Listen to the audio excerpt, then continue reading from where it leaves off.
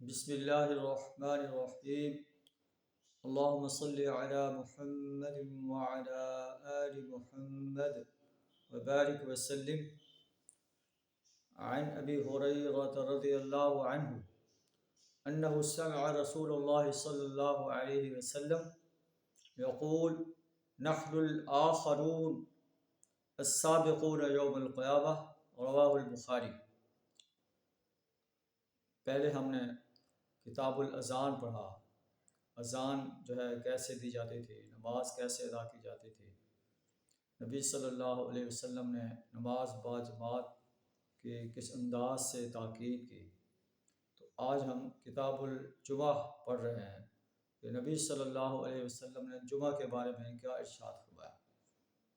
جمعہ جو ہے یہ ہر مسلمان مرد عورت کے لیے لازم ہے کہ نماز جمعہ کو ادا کرے، اور جمعہ کے دن آنے کے لیے وہ غسل کا اہتمام کرے اور اپنے مسواک کرے، دانتوں کو مسواک سے صاف کرے، اور اسی طرح اگر خوشبو گھر میں میسر ہے تو خوشبو لگائے، اور اول ٹائم جو ہے جمعہ کے لیے حاضر ہو جائے۔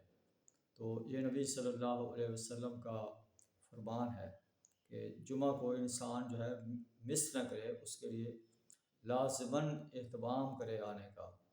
تو حضرت ابو ہریرہ رضی اللہ تعالیٰ عنہ بیان کرتے ہیں کہ انہوں نے نبی صلی اللہ علیہ وسلم سے سنا، آپ نحن الآخرون، ہم آخر میں آنے والے ہیں، السابقون یوم القیامہ، قیامت کے روز ہم پہلے ہوں گے، سبقت کرنے والے ہوں گے۔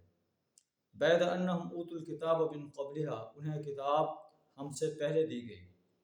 ثم ھذا یومہم الذی فرض اللہ علیہم، اللہ نے ان پر اس جمعہ کو فرض کیا تھا۔ فاختلفوا فیہ، انہوں نے اس میں اختلاف کیا۔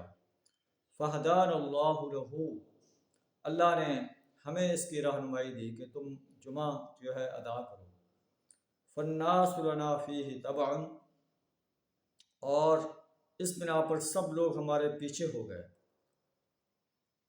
الیہود غدا، یہود کے لیے ہفتے کا دن ہے، والنصارى بعد غد، اور نصارہ کے لیے اتوار کا دن ہے۔